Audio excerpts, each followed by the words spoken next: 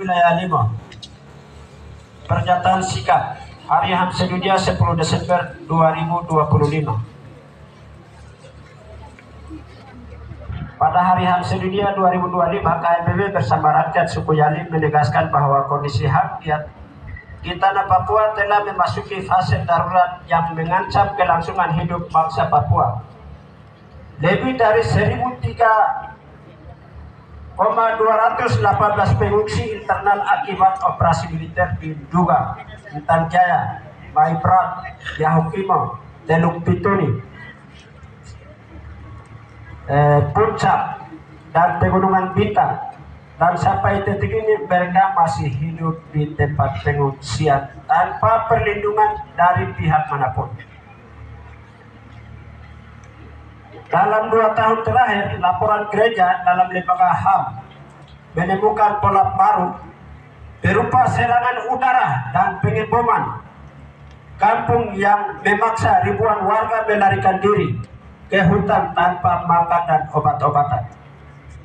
Pembunuhan di luar hukum terhadap warga sipil terus terjadi, termasuk kasus terbaru terhadap petani, pelajar, dan masyarakat adat yang ditembak hanya karena dianggap mencurigakan. Di tengah situasi ini, kriminalisasi terhadap anak-anak pelajar Papua meningkat alat tajam. Anak usia 12-17 tahun ditangkap, diinterogasi tanpa pendampingan, dipaksa mengakui keterlibatan dalam kelompok kriminal. Jadi itu seperti hari ini, pelajar si ini si itu selalu berbicara dengan KNPB itu hanya mencurigakan terus, itu fakta. Dan sering mengalami penyiksaan. Lembaga gereja juga melaporkan kekerasan seksual oleh aparat terhadap perempuan Papua di daerah operasi militer yang dibiarkan tanpa proses hukum. Pembungkaman ruang sipil semakin ekstrim. Internet diputus secara berkala di daerah konflik. Aktivis digital dipantau. Konten pro Papua dihapus.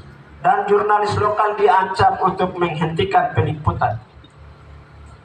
Aparat juga menyerang kegiatan budaya, membubarkan ritual adat, membakar rumah ibadah kecil, dan melarang simbol identitas Papua. Sebuah pola pembunuhan budaya sedang terjadi.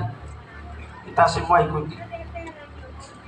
Di balik kekerasan ini berdiri kepentingan industri ekstraktif yang menjadi jantung kolonialisme Indonesia di Papua. Freeport Macemoran terus menghasilkan miliaran dolar bagi negara. Sementara masyarakat Agung Medan Kamoro mengalami perampasan tanah dan kerusakan ekologis sejak 1970-an.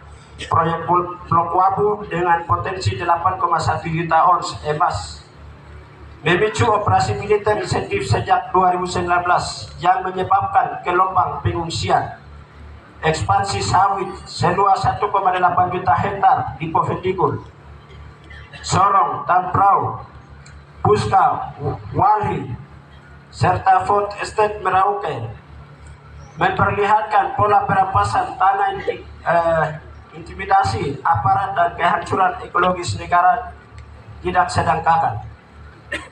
Negara secara sadar menggunakan kekerasan sebagai instrumen penjaga ekonomi kolonial, termasuk pengambilan lahan adat untuk pos-pos militer yang semakin mempersempit ruang hidup masyarakat adat. Yang berikut, di tingkat internasional, Indonesia terus menutup akses dan menolak pengawasan independen MSG, Melanesia Space Group, Pacific Island Forum, Afrika Caribbean Pacific, dan kantor Komisi HAM PBB telah berulang kali meminta akses kunjungan ke Papua untuk menilai situasi kemanusiaan, namun seluruhnya ditolak oleh Indonesia. Penolakan sistematis ini memperkuat keyakinan bahwa negara sedang menyembunyikan kejahatan kemanusiaan yang terlangsung. Karena itu, KNPB menyerukan agar Komisi HAM PBB mempertajam tekanan meningkatkan status pemantauan dan membuka jalan bagi resolusi resmi di Dewan tentang krisis kemanusiaan di Papua. KNPB menegaskan bahwa akar persoalan di Papua adalah kolonialisme Indonesia yang dipertahankan melalui militerisasi, pembungkaman politik, penghancuran budaya, dan eksploitasi sumber daya alam. Karena itu, penyelesaian HAM tidak dapat dicapai melalui reformasi sektoral atau otonomi yang telah terbukti gagal.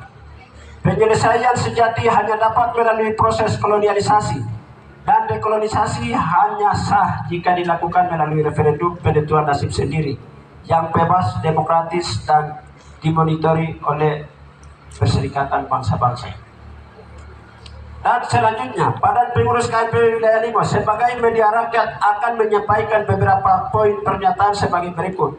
Yang pertama, hentikan operasi militer ofensif serangan udara dan pemukiman di kampung-kampung. 2. Pemerintah pusat segera tarik militer non-organik dari Papua, lebih khusus dari Yalimo yang sisi di kios-kios. Ketiga, buka akses tanpa syarat bagi jurnalis nasional, lembaga kemanusiaan, dan pemantauan independen.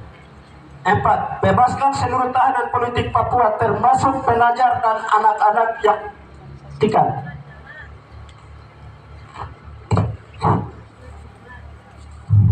5. Hentikan ekspansi industri ekstrim Freeport Pulau Buapu, sawit, dan lain-lain. 6. Hentikan pengambilan lahan tanpa izin untuk pembangunan pos-pos militer dan dikembalikan tanah adat kepada pemiliknya. Yang berikut, 7. Hentikan pembungkaman budaya dan digital termasuk kriminalisasi simbol identitas orang asli Papua. 8. Pemerintah Kabupaten Yalimo segera hentikan pemekaran Kabupaten Benawa di distrik Benawa. 9. Segera hentikan pengambilan emas ilegal di Benawa. Jika tidak diindahkan pernyataan kami, maka kami rakyat Yalimo yang sendiri menindaklanjuti.